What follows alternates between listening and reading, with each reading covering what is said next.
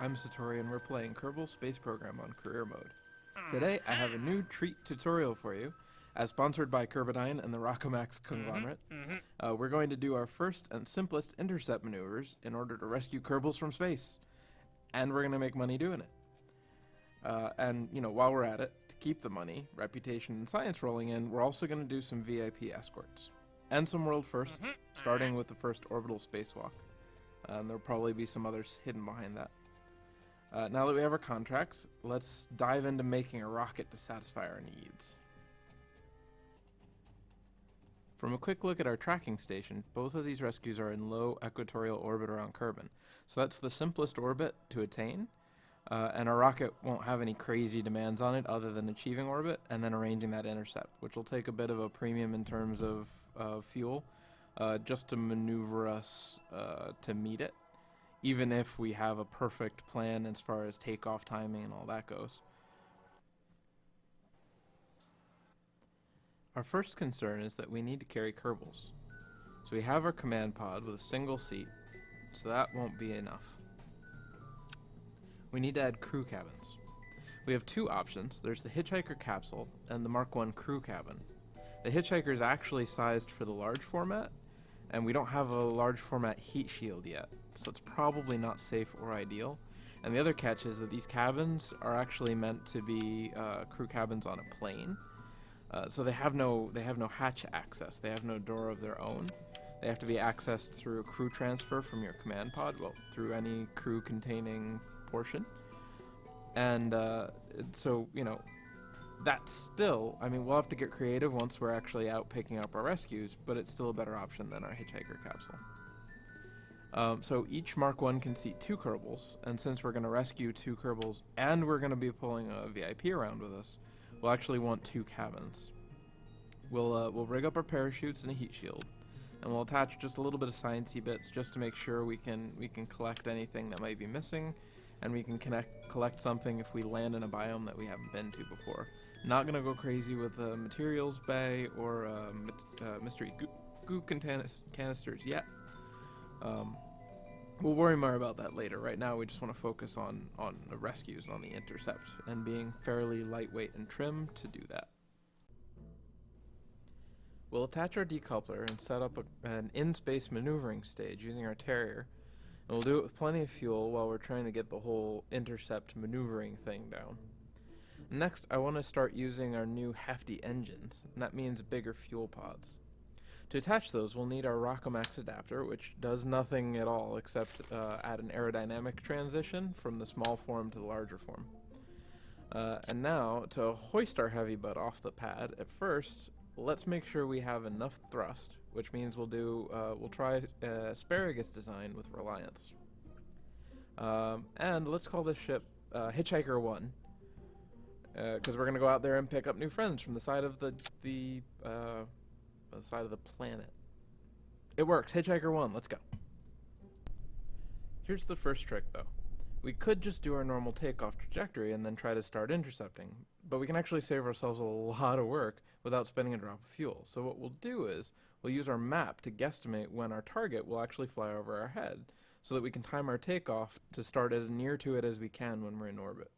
So for a low Kerbin orbit, in the right direction, so that's following our most efficient path of takeoff, which is going opposite the rotation of the planet, I'd recommend launching when the target is roughly over this little desert peninsula that's hard to see here, to the west of Kerbal Space Center. That'll roughly coincide with your rocket's position if you follow our standard takeoff.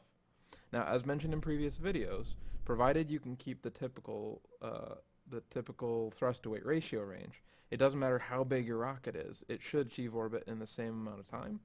That said, if you've got a big rocket that's struggling to haul its butt up into orbit, expect a longer time to get there. And if, for whatever reason, you want that big honkin' rocket to intercept with something in orbit, launch sooner, target position-wise. So with the target further to the west. Now, stage 1 is just getting our rocket to orbit.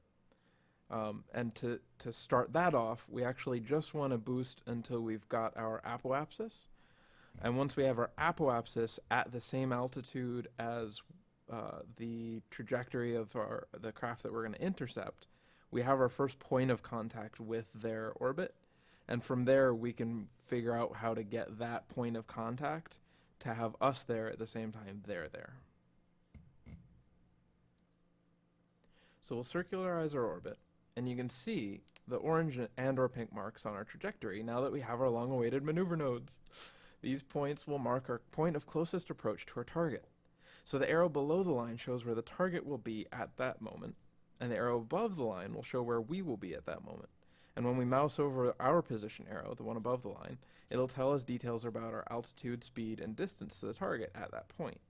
Now bear in mind, these details are describing when we reach that point. So if the point is behind us, they won't be true until we've gone all the way around the planet. And the moment we pass that point, it will update the details to our next pass. Now in this case, we've planned our launch timing so well that we only actually need one orbit to accomplish this, and we can do it very comfortably by raising our far side apoapsis to let the other ship catch up to us. So here's how to arrange this in your brain spaces. If the other ship is just behind us, we want to give ourselves a longer path to get back around to the same location than in the time that it takes them to go around once. So longer path for us means longer orbit. So that way we do one lap around while they're doing one lap around, and they get to gain a little bit of ground on us when we both come back to the same point. So this is a far easier maneuver to accomplish than to catch up to a ship that's ahead of us in orbit, unless that ship is actually high enough in orbit that we can cut that circle smaller. And in this case, both of our targets are already at low altitude, so we can't kind of cut the corner and get there faster without taking ourselves inside the atmosphere and probably ruining our orbit. Now, if you are far enough away from your target in orbit around the body, for whatever reason, if you just got there or if you didn't do the timing trick on your launch, then sometimes what's best to do is to actually do this in multiple orbits. So the points will start far apart. Those arrows on the maneuver lines will start further apart. And you'll arrange it such that you'll do a couple laps around, and each time those arrows will get closer and closer together. The big reason here is that every amount of speed that we add, every bit of delta V that we add to increase our orbit, we're going to have to take back off to get our orbit to match the target once we're actually right next to it. So basically, the bigger a change we make now, we're going to have to spend every bit as much later to undo it.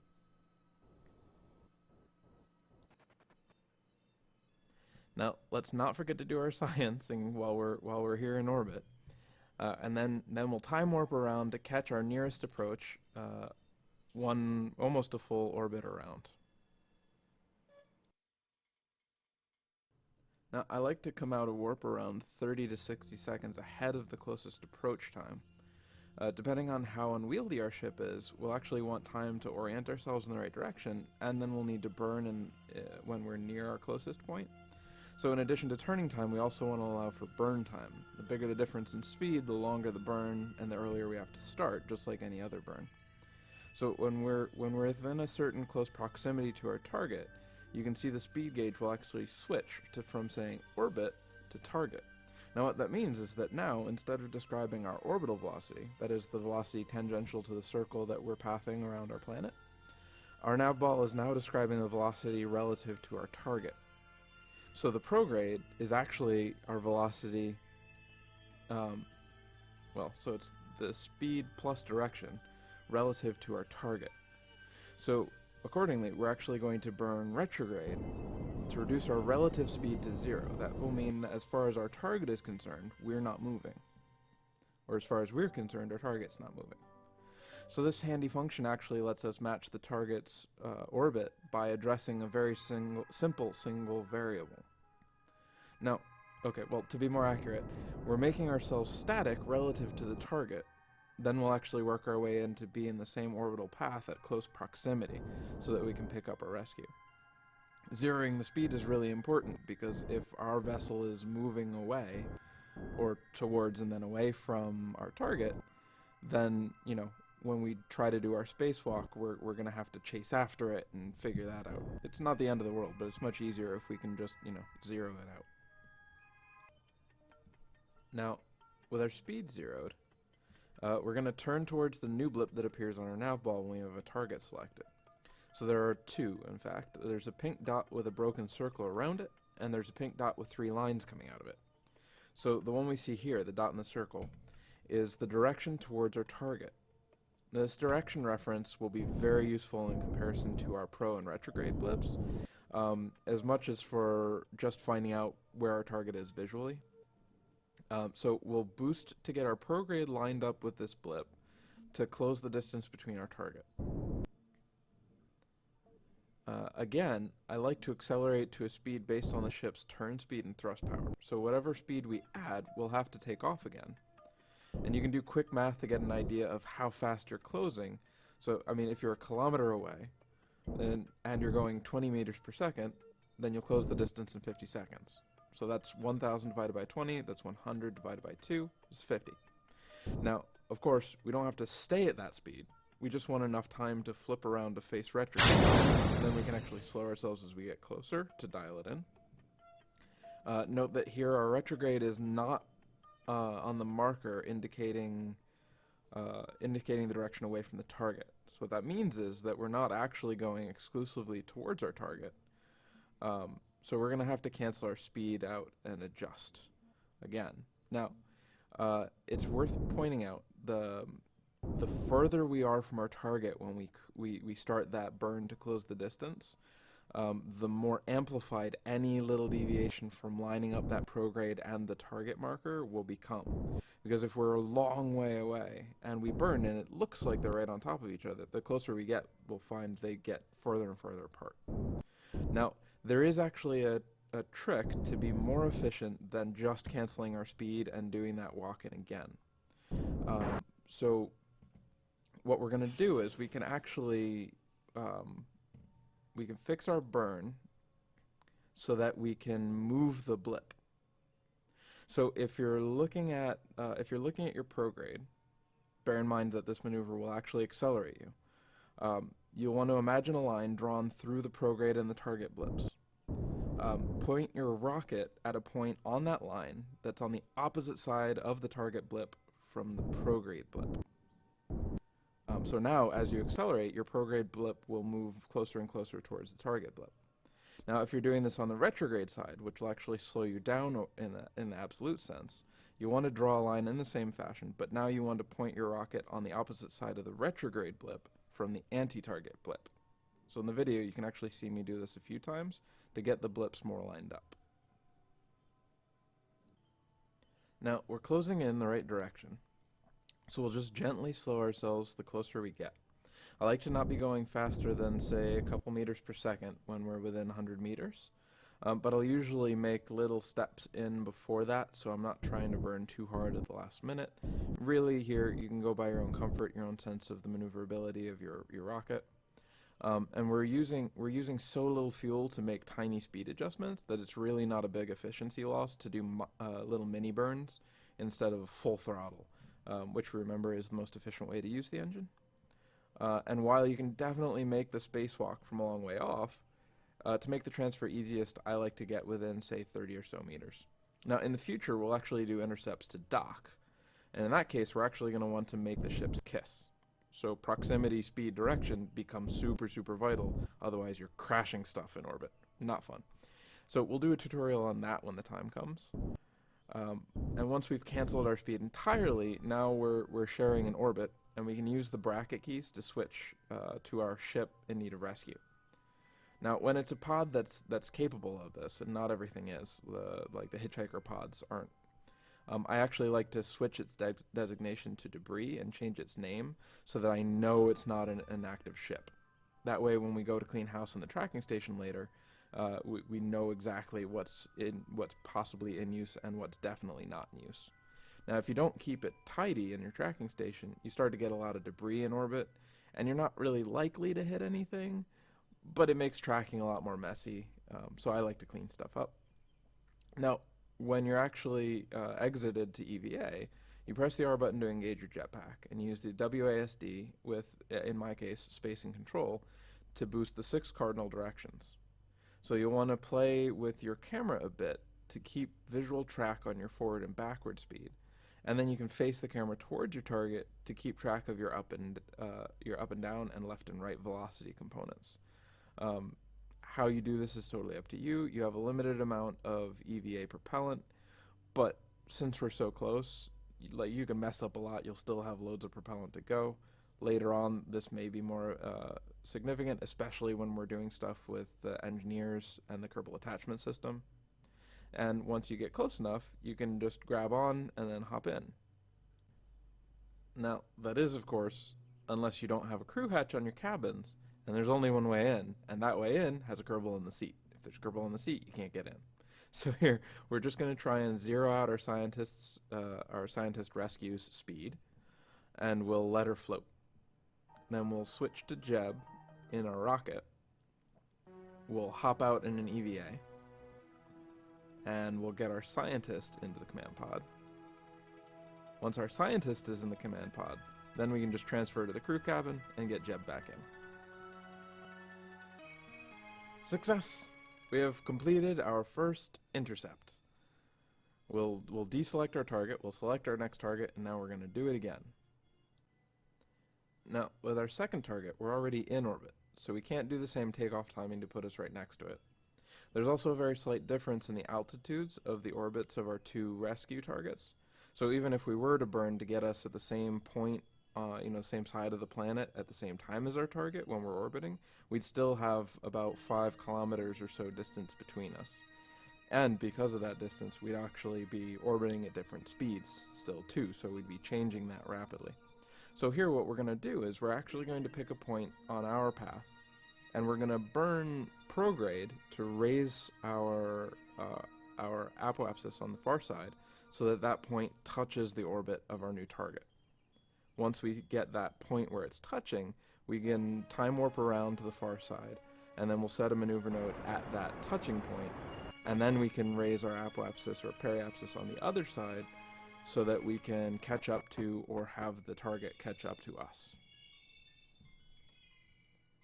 Now, if we try to make a large elliptical orbit for ourselves to let the target catch up to us, we have to bear in mind that the larger we make it, the more we'll have to burn to unmake it. Because our target is actually a bit ahead of us now, we're going to try and cut the corner, so to speak, and catch up to it. Now, this isn't a great maneuver at such a low altitude, but it's the target's orbit isn't at the ground floor, so we do have this option. So because we don't want to dip into the altitude, we can only lower our far side of our orbit so far. But the alternative is to make a really big orbit and take a long time to go around. And so, I figure instead we'll just do this, for a little bit of a change. There's not really a right answer. There's just the two different options, and this is the way we're going to do it this time. So we'll time warp around and watch as the intercept markers start walking their way in. And we're waiting for the time where the markers are either very close or they switch relative positions. Depending on how much they're moving in each step, you want to get a sense of that.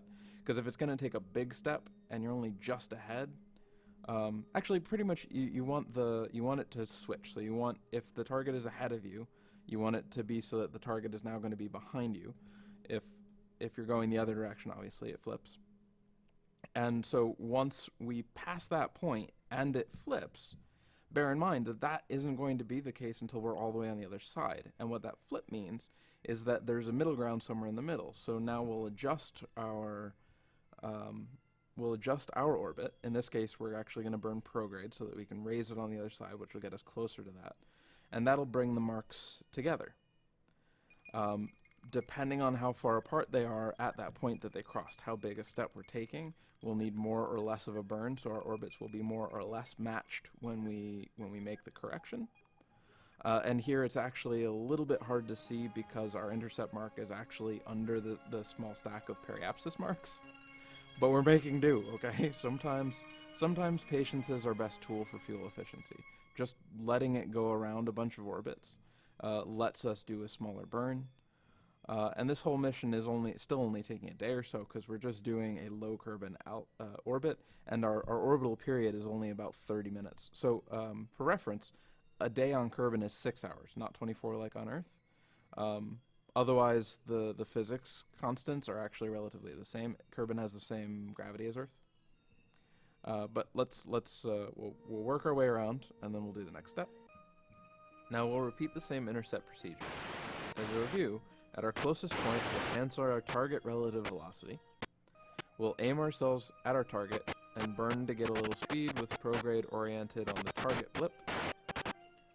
We'll flip around and slow our speed as we approach our target, canceling our relative velocity when we're around 30 meters away. Then we just do transfer and reset. This time we'll be a little smarter, and because we have an extra seat, we can just transfer Jeb to that seat, board our rescuee through our only hatch, transfer her to her new seat, and then put Jeb back. That way we don't have multiple or any Kerbals floating in space waiting for a chance to get back in. A little safer that way. Now, most of our scientific instruments only care about the region we're in, but EVA reports also care about what biome is under us when we're in the space near a body. So we'll actually grab a little extra science while we're up here and pad our pockets. Really, we're in low Kerbin orbit, so it's not super important to be precise on our reentry burn. So we wouldn't normally need to do anything with the maneuver nodes, but we can, so I am. But we also have a lot of fuels to spare. Oops. But it's in the name of learning, because we're figuring stuff out. That's what we're doing. So what I'm thinking is we'll do something with that extra fuel. We'll actually make our descent very gentle, especially seeing as how we have a somewhat larger rocket to land, or what will be left of our rocket, and we'll be landing on a pod that actually has living Kerbals in it, so we don't really want that blowing up. You know, not really expendable. So what we'll do is we'll actually lower our periapsis to a relatively high altitude in the atmosphere, and then when we get close to that point, we can burn all of our remaining fuel to cancel out a lot of our velocity. It won't be terribly efficient, especially as we get lower into the atmosphere with our Terrier, which you remember is very efficient in a vacuum and much less so in space. It is also a very gentle push, but we're really only contending with the acceleration of gravity if we do that, and so we can really cancel out a lot of that saved up orbital velocity. This isn't something I'd normally plan to do when we land on Kerbin, maybe on another body that doesn't have a lot of atmosphere, but it's making a lot better use of that extra fuel than just ejecting it. And now all that's left to do is float down into the ocean, collect our science rep and experience. Now, we still have our moon flyby wanting VIPs, and our moon flag plant, but they've given us 2 more rescues, a repeat of the super easy launchpad test, and another VIP that we can easily put into the mix. So we also now have a world first orbit the moon on our agenda, and I had been thinking that the next step would be a moon landing, but instead I'm thinking we can actually lump all but our moon flag into one single mission. So what we'll do is we'll go to orbit, we'll pick up our rescues, we'll transfer to the moon, we'll close in orbit, and then come back home. And that'll knock out 6 contracts right there, or 5 contracts right there. And yeah, I mean, that's just, I mean, it's a repeat of what we just did, but, well, okay. It's a repeat and a combination of things we have done before. So I don't feel the need to, like, take you through every step until we get to the moon orbit, which is new. But we'll hustle on that. For easy money, we'll just load up our quick test rocket from the last time we did this, throw in our engineer, and bam, money. Now, we don't have any new contracts, because that was 0 time, but we'll grab up one that we can complete to fill the space left by that launchpad test.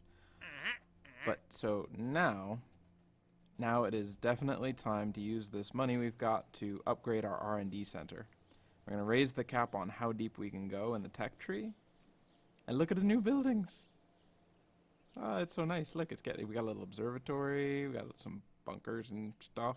This is good. So this has opened up a bunch of new options for us and really had our eye on that command pod. But we're just short of science to unlock it. So I think the way to go is to get a bit of cheese. Let's build a science bus, and then we'll go around the Space Center, pick up readings, bingo, bango, bongo, science. Just like magic. Speedy magic. Really speedy magic. Look, I can accelerate the video. It's like time warp, except it's better for you, so you don't have to sit through the monotony of driving around the Space Center and collecting science readings. I hope you enjoyed it. Now that we've got our cheesy science, we'll grab our new command pod and friends. But we still have a fair amount of science here from our little cheesy adventure. Now we could get landing equipment. We still need the solar equipment that we had been looking at before. And I think we can leave off this other extra building stuff priority-wise for the moment. But we need to choose between landing and electricity. You know what, though? I think the large form parachute for our new command pod trumps the convenience of solar panels. Yeah, definitely. We're going to go with the parachute. Alright, well, we're going to call it an episode there. Tune in next episode as we employ our new rocket parts and new learnings to do a mega mission. Thanks for watching. Like it if you like it, share it with your friends, subscribe if you want to see more, and I will see you next time.